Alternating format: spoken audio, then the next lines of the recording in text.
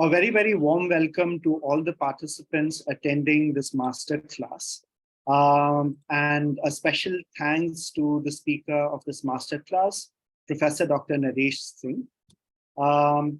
Professor Dr. Naresh Singh is the Executive Dean of the Jindal School of Government and Public Policy and the Director of the Center for Complexity Economics, Applied Spirituality and Public Policy. He has a transdisciplinary PhD in environmental sciences with more than 3 decades of public policy experience in senior positions in the United Nations and the federal government of Canada. He teaches courses on complexity and public policy in both the residential as well as online Masters in Public Policy at the Jindal School of Government and Public Policy. He also teaches courses on legal empowerment of the poor, systems thinking as a strategy for sustainable development policy, and applied spirituality and public policy. He has published several books and journal articles, and there is no person who's in a better position to tell us on the need for systems thinking in public policy. Over to you, Professor Naresh. Looking forward to this masterclass. Thank you very much, Professor Thomas, and let me add my words of welcome to all participants. And I'll share my screen and we will get underway.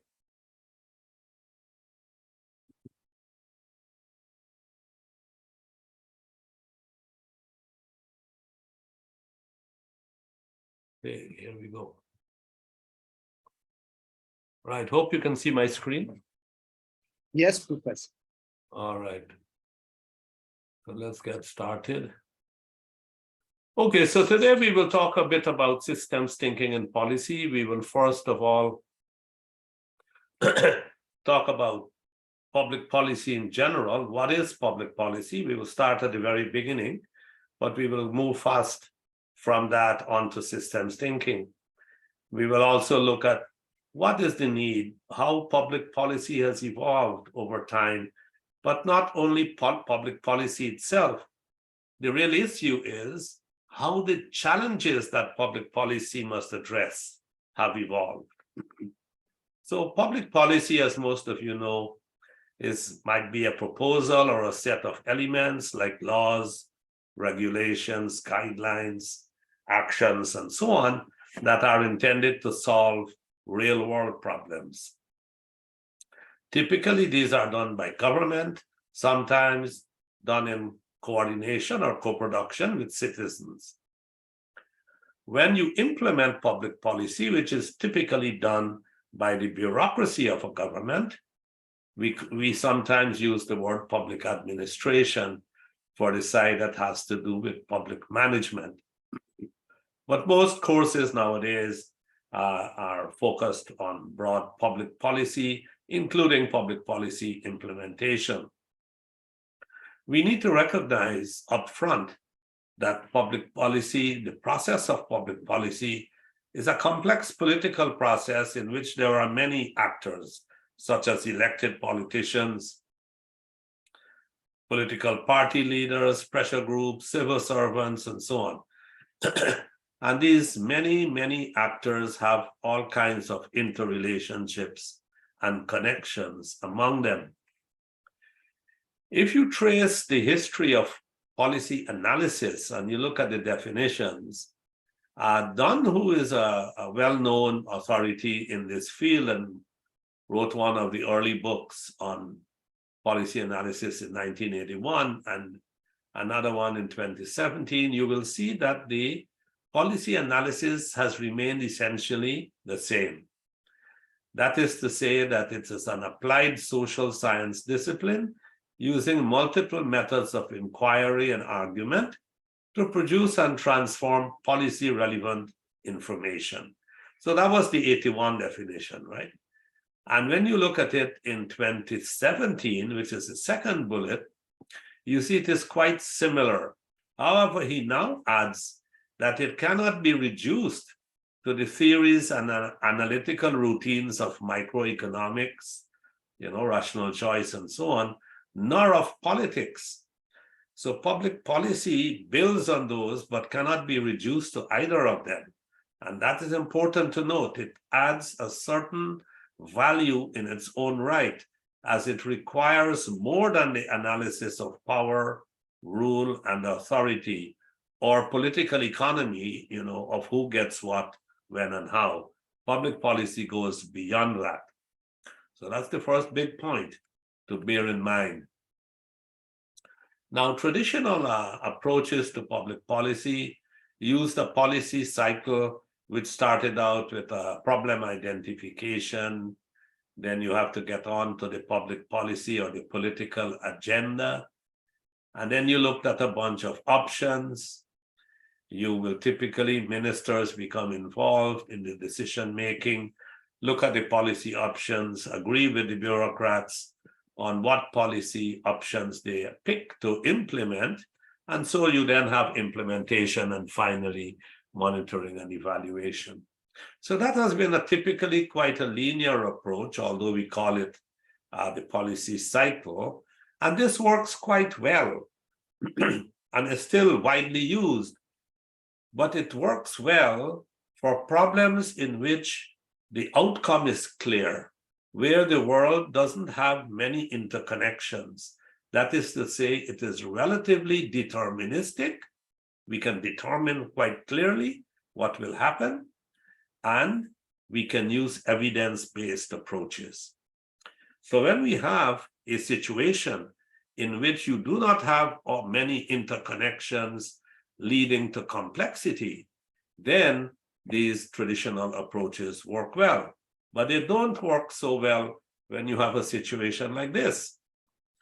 If you have a public policy situation which looks as messy as this, and you don't have to follow all those arrows, this is just an illustration of the interconnections leading to policy situations that we call wicked policy problems. These are very difficult to resolve for obvious reasons, right? So many interconnections of various things leading to one another.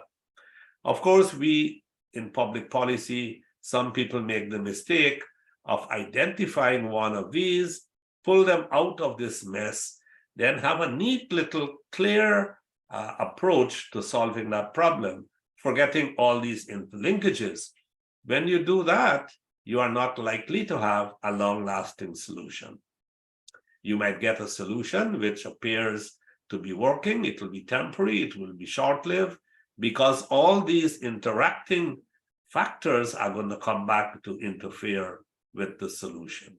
So for these wicked policy problems, you will see why it is so important that we use systems thinking in which you can address the interconnections. A little bit more on these wicked policy problems, if you wish, if you find that interesting and you wish to read up a little bit. The original authors who discussed wicked policy problems in the literature was Rittel and Weber since 1973, and they concluded from a wide number of policy problems that had all these interconnections that these problems were tameable, but ultimately unresolvable. Not only do conventional processes, as I just described, fail to tackle them, but in fact, when you do that, you might make the problem worse. And there are many examples in which such problems become worse, whether they deal with climate change, environmental protection, gender equality, poverty, and so on. So conflicting and uncertain values, like consensus on problem definition, these are, very difficult to achieve. There is little consensus on the problem definition, and therefore the policy agenda is difficult to address, to set up. So we call these, if you like, messy cases. Now, if you look at the world as it is today, largely pluralistic, even in a given country like India, very pluralistic, or if you, not only India, but if you look at countries like France, in Europe, or the United States, or Canada, you are looking at a whole range of different values, cultures, and so on that people bring from either different ethnic groups, different castes, different states, and in countries which have large amount of migration, like Canada, the US, and France, they have very different cultural backgrounds that they bring from their countries. So it makes very little sense to talk of optimal solutions to social problems in these kinds of situations. You need to find workable, practical, adaptable, evolutionary type solutions which change as the various links and factors change.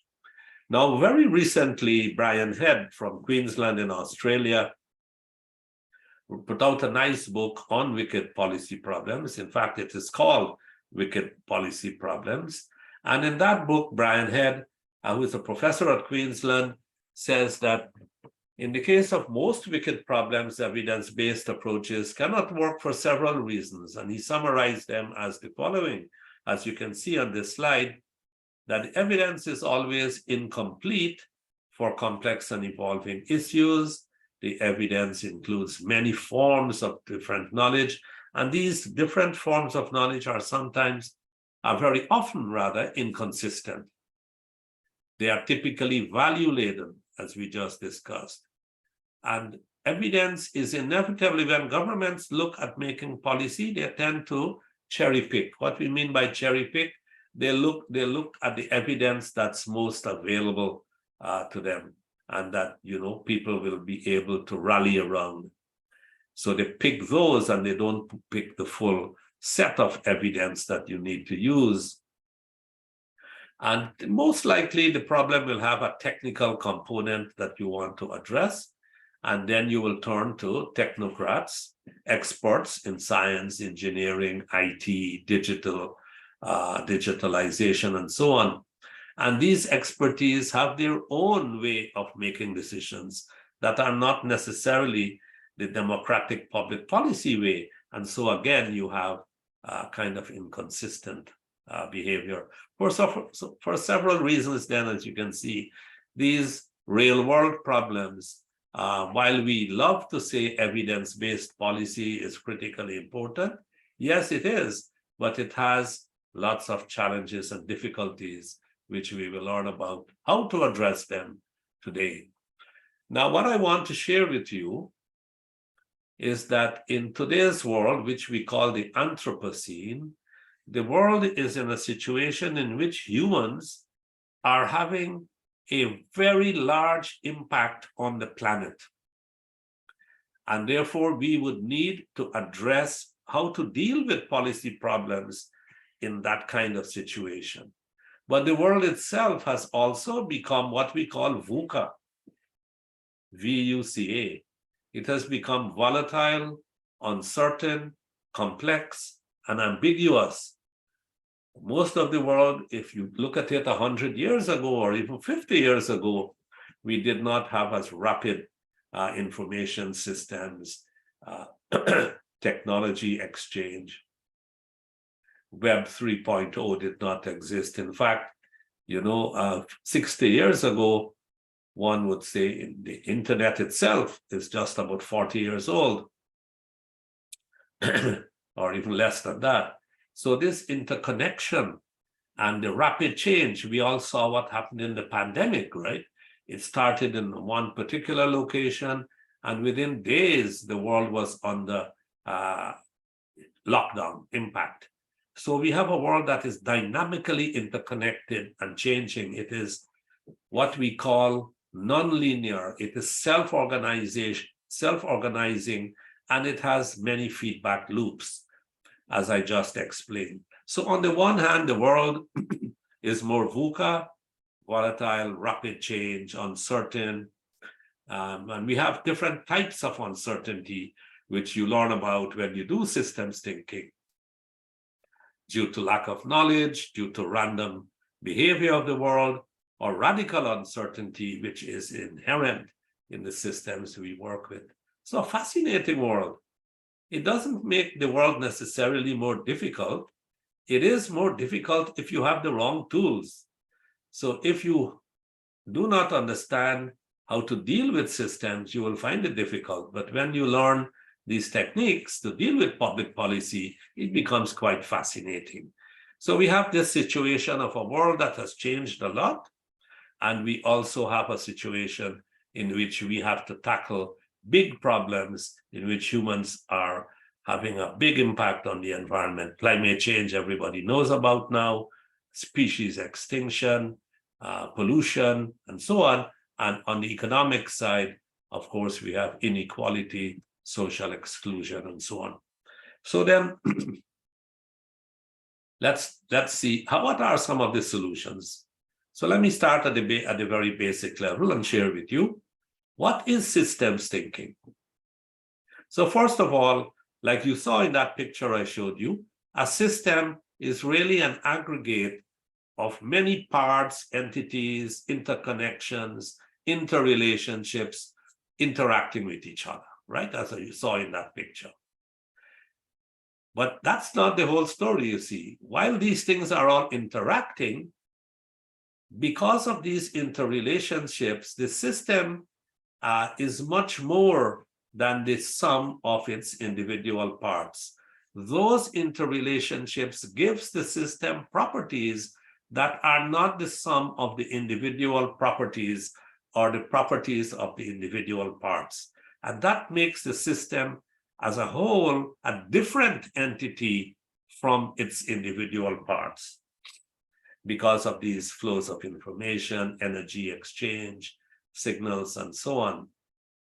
So systems thinking, very simply, is the understanding of these interrelationships and how they determine the behavior of the system.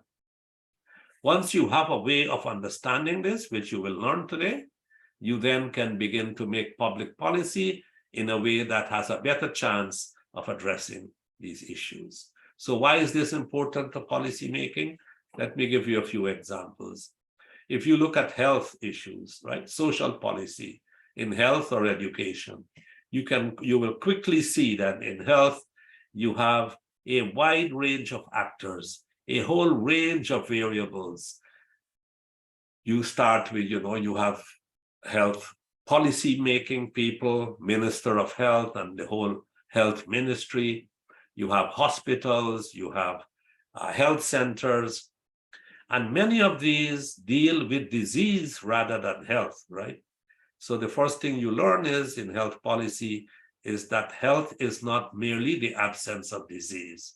So you need to have health promotion, exercise, fitness, sports, mental health issues, all of those going on the other hand. You see, when all of these interact together, then you have, of course, budgets and finance and so on. We get what one might call the health system. And to work with the health system, you need to recognize these interconnections. In education, similar.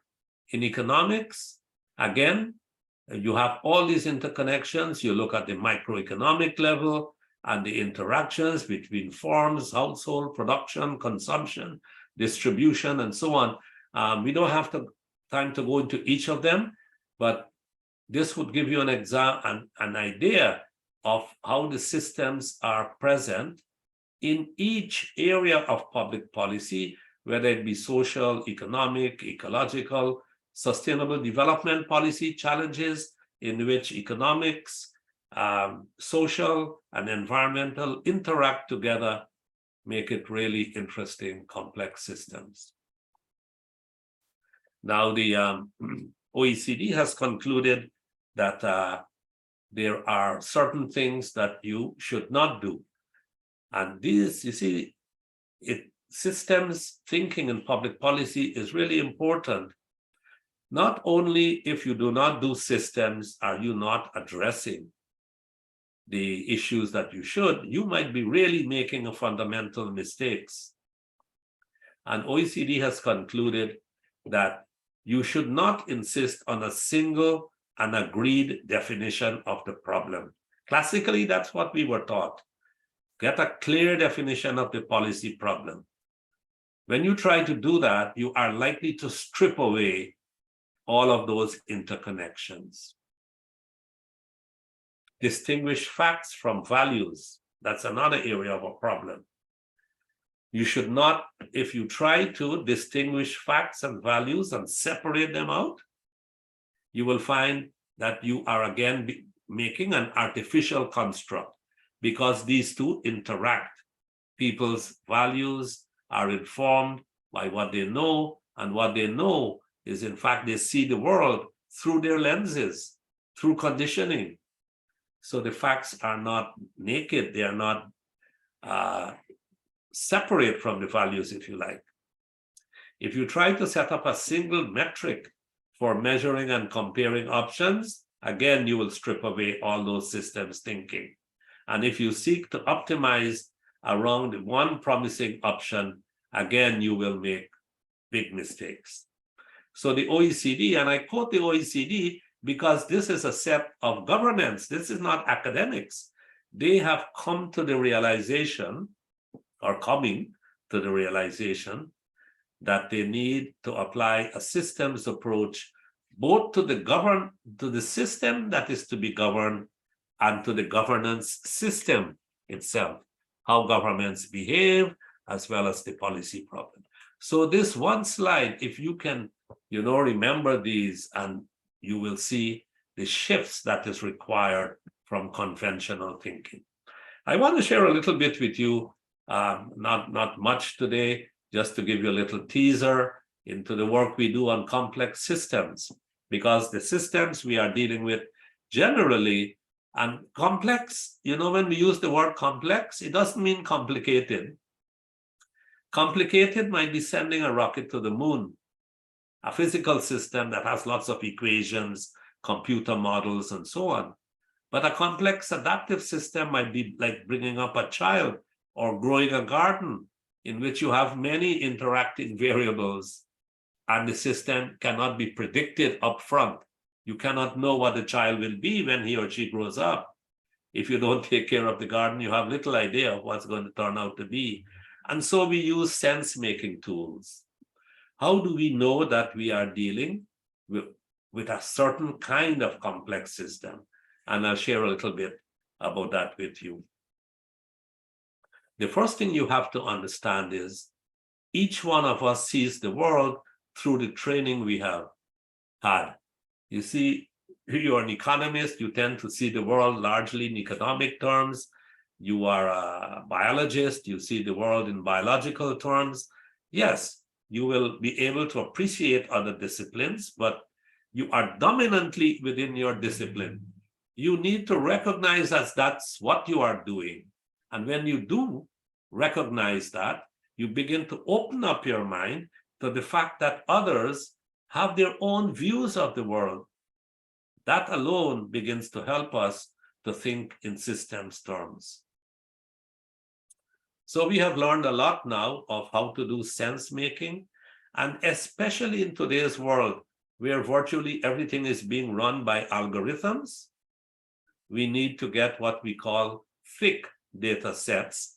That is to say, data sets that capture not only some naked little piece of a problem, but the data sets that bring in the full human experience into that small piece that you are working with. And although this goes back all the way to Heidegger, the philosopher, who dealt with the driver of everyday behavior, now in today's world of algorithms, using thick data sets has become even more important. See, here is a little diagram that shows you that we have different kinds of situations that you encounter, and simple situations that are easy to work with. You have direct cause and effect. You don't need any special tools. The traditional tools work very well. In complicated systems, you use more sophisticated computer models, experts, and so on.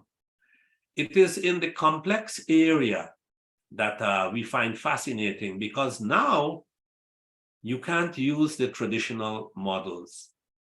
You have to probe the system, begin to understand the patterns, all the various interactions, then you can begin to do your work. And hopefully you don't end up with a chaotic system in which you have to create some order, you have to act first. then you can make sense. So we go into detail in all of this when we do our work on complexity and public policy. This is another way that we think about it. On the y-axis, you see social agreement. On the x-axis, you see technical certainty. And we find that when you are far away from social agreement as well as technical certainty, very far, you are in a chaotic zone, policy-wise. When you are close to certainty, technically, and close to social agreement, situation is very simple, and then you have a variety of other situations. We use these systems to help us understand public policy situations, and one can go into detail more, but we don't have more time to deal with that today. So what do we learn from complex systems? We learn that they are nonlinear. They are adapting all the time. They have certain attractors which make them kind of stable in certain situations, which make it easier to work them. But they are constantly throwing up both new challenges and new opportunities. And so the idea in a complex system is to look for the opportunities, which we have tools and some guidance on how to do. You can't predict them and you can't control them, but you can work with them. You see, that's the key. It's how do you work with the system rather than against the system. And all of these properties we have now identified for complex systems, and we can use them. For example, you might have taught the bell curve or the Gaussian distribution. In complex system, you do not get Gaussian distribution. The tails are fatter than they are in a typical Gaussian distribution. So I have to wrap up in 3 or 4 minutes now, or maybe 5 minutes. But let me just begin to show you how do you make policy when you have that complexity. Remember when I say complexity, what I mean, right? Non-linearity, that is to say the effort is not proportional to the result. Adaptability, constant change, emergence of new ideas. The adjacent possible is what is happening just around that complex system. New opportunities are evolving constantly. So that's what we are talking. We are not talking about complicated, because complicated, I gave you an example, like a rocket to the moon. It's a physical system. Complex systems are typically living systems or systems with living things, such as a social system, economic system, the human brain. And so many of the public policy problems deal with economic systems or social systems, which are in fact complex, but we strip it away, we reduce it to what we can work with, and then we don't deal with the real system. So how do we make policy in a complex, in the face of complexity? It's challenging, but it's fascinating as well. So you start by creating adaptive policies. You use tools like integrated and forward-looking analysis. You use some well-known tools, but you use them together: multi-stakeholder deliberation, decentralized governance, social networking of communities, and so on. And how you bring these together is the trick about dealing with complex systems. So some of the tools are known, but used individually, they don't resolve the problems. So there are many now approaches, like the one of Swanson and Badwal, 2009, on integrative adaptive policy, or Emery Rowe, who has written a bunch of books on bringing, the traditional workhorse of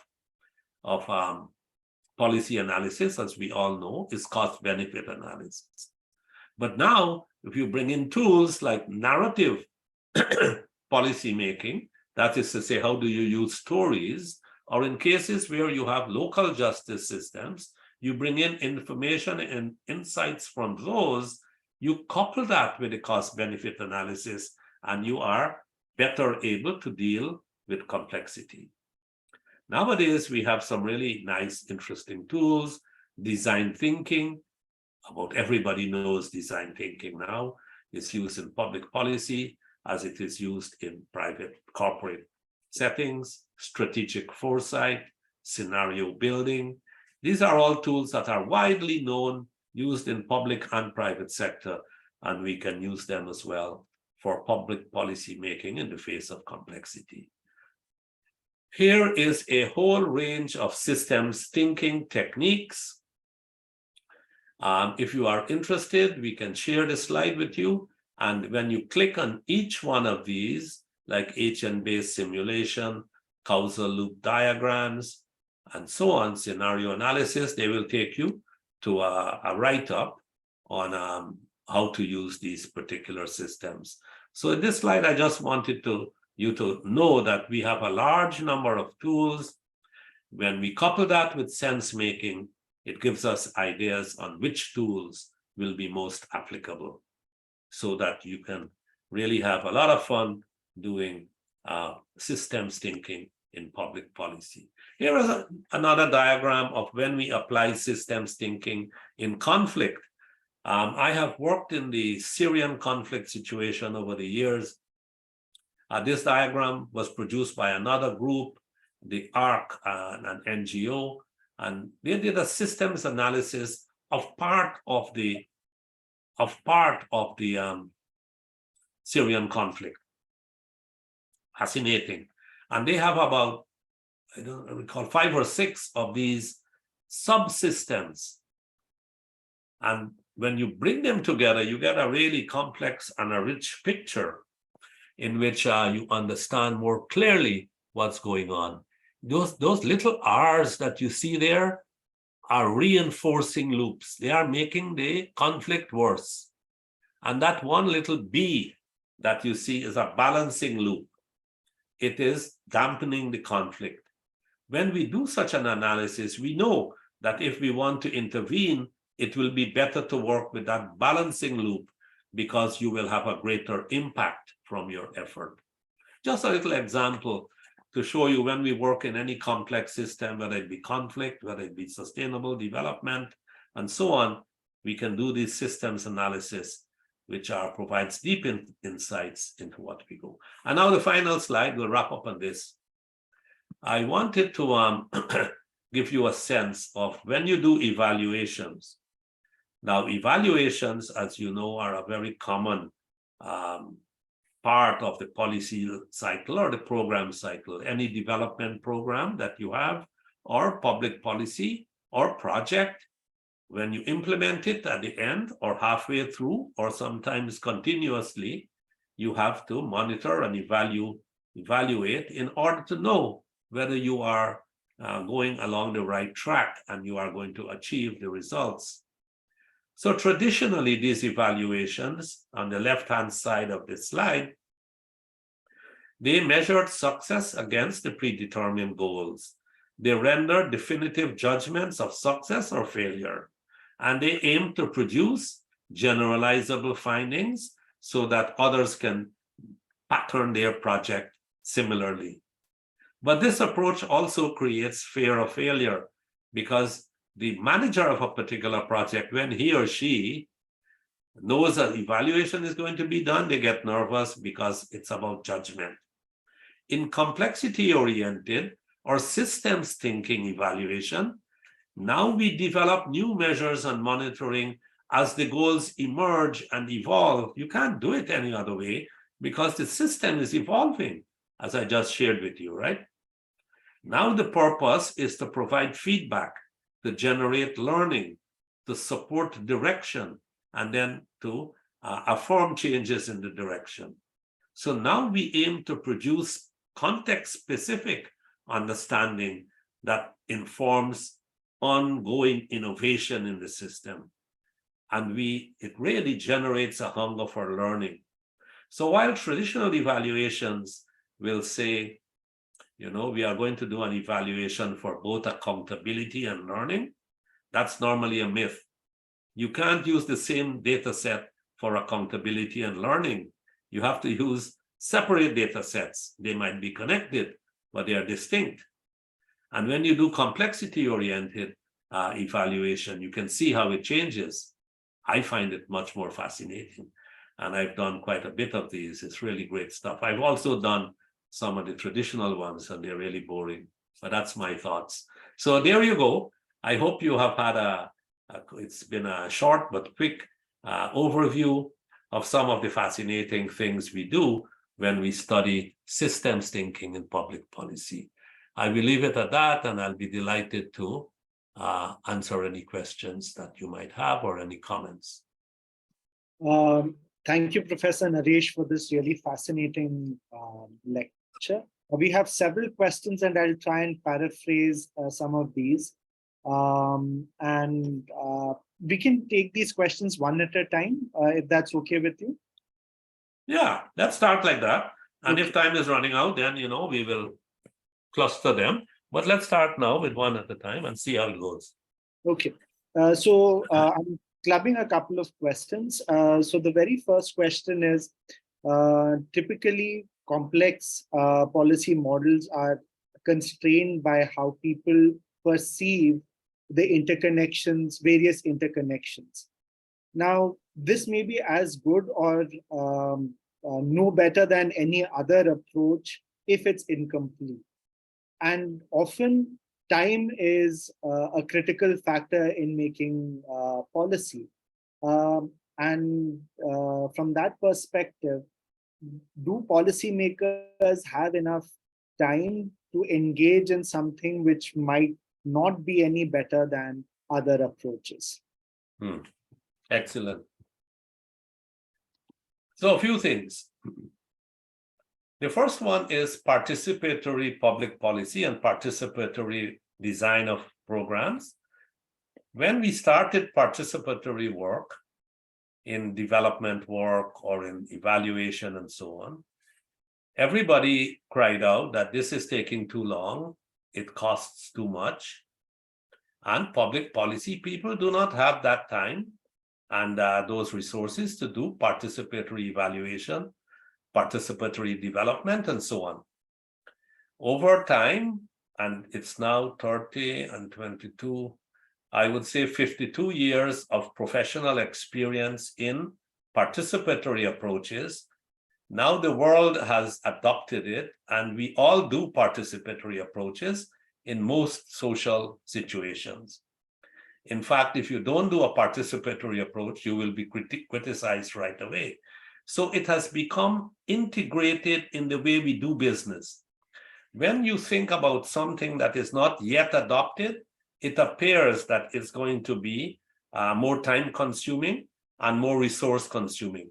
In the long run, however, it becomes institutionalized as part of the way you do business, and then you don't have that problem. The last part of that question is, and that it might be no better. That part I don't agree with, because just like participatory approaches was criticized that, and it might be no better, we know when you do it well, it is much better, and in fact becomes indispensable. So yes, at this time, when it is not yet very commonly used, it will appear like this to be a challenge. But as we get it better and better, and it becomes part of the institutional arrangements, it would really make a big difference. Professor, you talked about not separating the processes with the values attached to these processes. Now, one of the attendees asks, how do you understand this interplay between the epistemological as well as ethical values? How do you really understand this in the first place so that you don't make this error of separating knowledge from the values associated? Mm-hmm. Well, the first thing that we need to understand is that in social sciences, for a long time, we were mimicking the natural sciences, in which the assumption was that there is value-free judgment. So that our observations that we make of a social phenomenon, we will assume that we are an, if you like, detached, unengaged observer objectively making observations about that system and collecting facts and data. And we are very proud of our data because we were independent observers. We have learned over time that that is not true. Humans co-create the reality they work with. Now we understand that much better. Even in the natural sciences, because of the advent of quantum physics and now quantum social science, we understand much better that the reality we observe changes as a result of our observation. And we are, in fact, part of that reality. See, that is where facts and values cannot be separated because of that reason. So the act of co-creation of the reality is what we need to study. And that is what the systems approach allows you to do. So that's the challenge that we are dealing with. Thank you, Professor. Another related question is, with the advent of new technologies like AI, is it better to leave these complex systems to an infinite thinking being or entity such as an AI? And does it take away humans from the entire process of public policy making?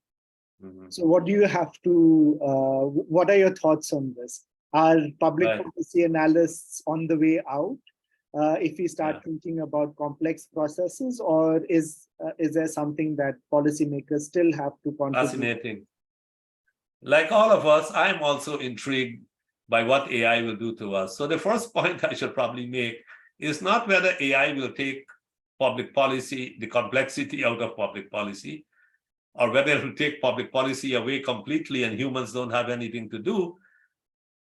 By extension, that question is really asking, will AI replace humans? And that question, I don't know the answer to.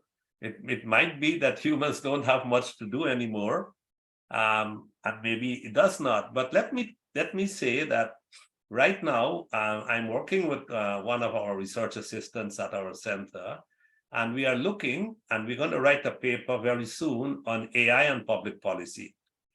See, the problem is that there is wide debate around the world now on how to regulate AI.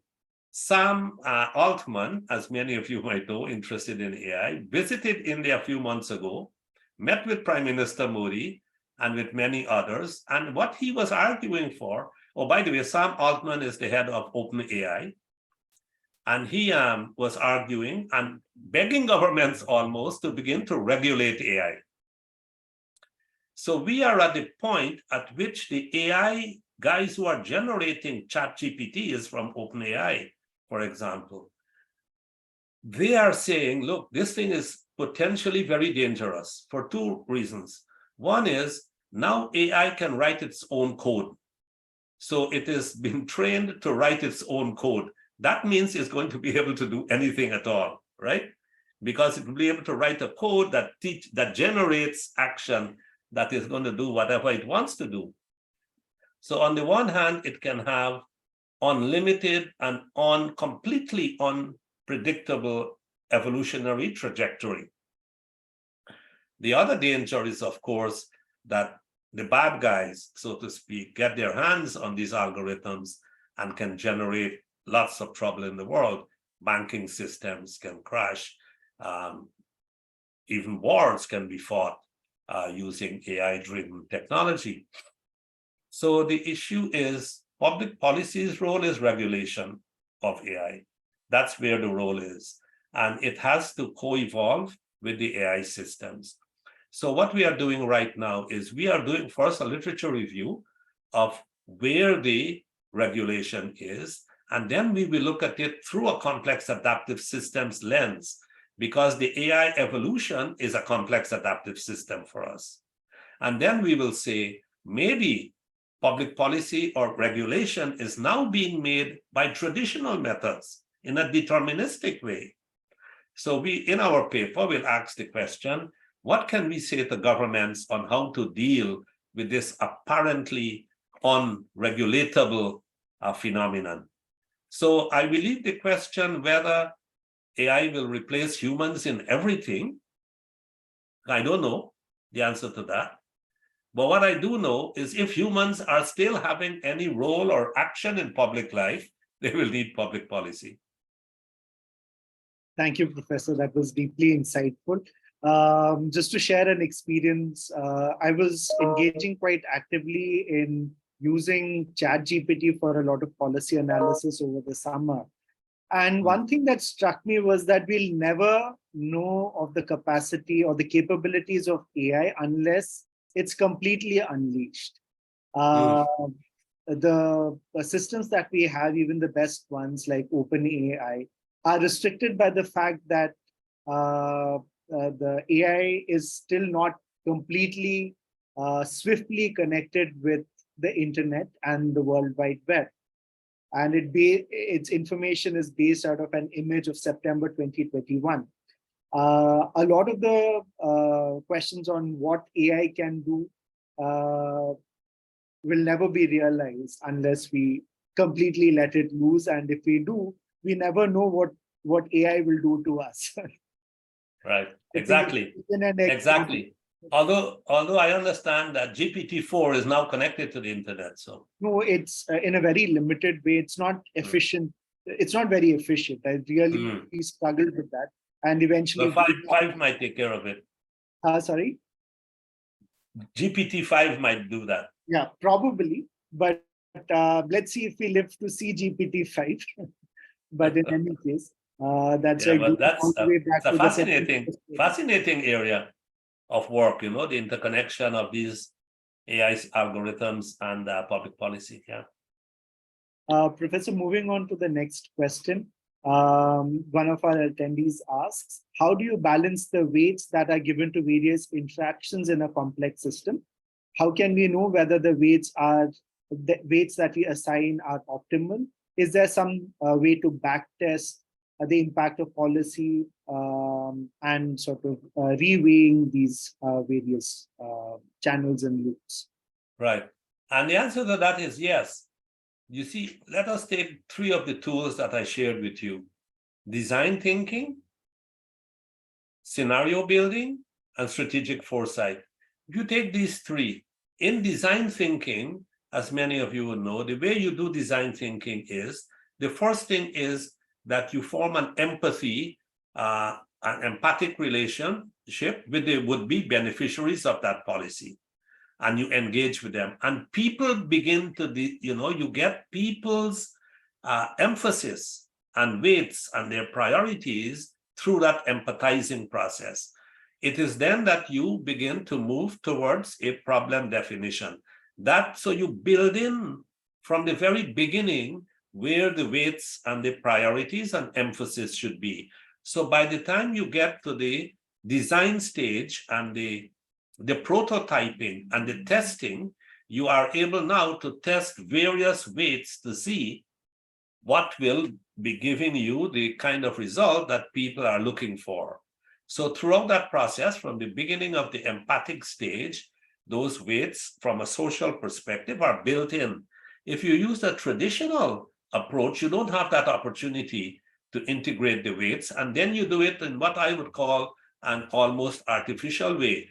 You begin to bring in maybe using an econometric model or some other model to begin to weight priorities. In scenario building, you have a range of experts looking at plausible scenarios. So let us take climate change. When you do scenario building work on climate change, you take one example of business as usual. If we did not control greenhouse gases, what will happen to the world? You take another example of if we are able to cut greenhouse gases completely, let us say carbon neutrality by 2050, what is the world economy going to look like, and so on. And then you take one, what about if we continue to let more greenhouse gases come? What will the world look like by 2050? And then you are able to put your weights through that series of scenario building. So we have various ways of doing this in the complex situation. They cannot be if you like, they're not done retroactively, retrospectively. They are done upfront and integrated throughout the process in each of those instruments. Now, we also do agent-based modeling. When we do agent-based modeling, the difference from traditional agent-based modeling is that now each actor is assigned different rules of behavior. In neoclassical economics, each actor is identical and homogeneous. Now we are able to make them heterogeneous, and so weights can be assigned differently. Thank you for that answer, Professor. I think, let me see if there is anything else that we can take. Professor, are there any cases from your very vast experience in public policy where you've seen these work effectively and seen these counter-traditional approaches for public policy? Or is it something that's still taking footing, or is there a way to compare the outcomes from simplistic thinking basically? Thinking? There are many examples, and the best way to do that would be to give the questioner a nice big book on systems thinking, for example, and public policy.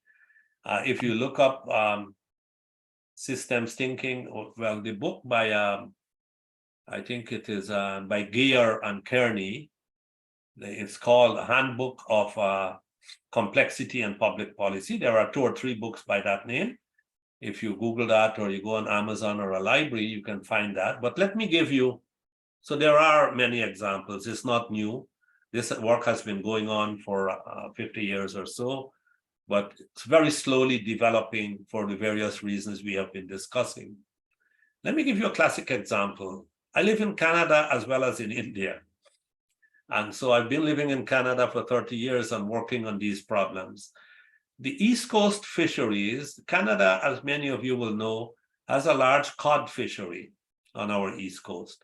A lot of the cod fish that comes to the world, a lot of it comes from Canada, not only Canada, but lots of it comes from Canada. So they noticed about 50 years ago, 40 years ago, maybe now, 1980s, they noticed that the cod fisheries were declining.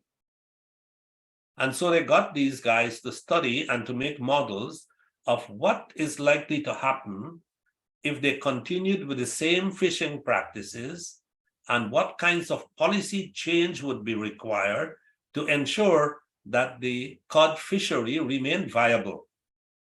2 main models were used. One was a species model. Individual species were studied and models were made.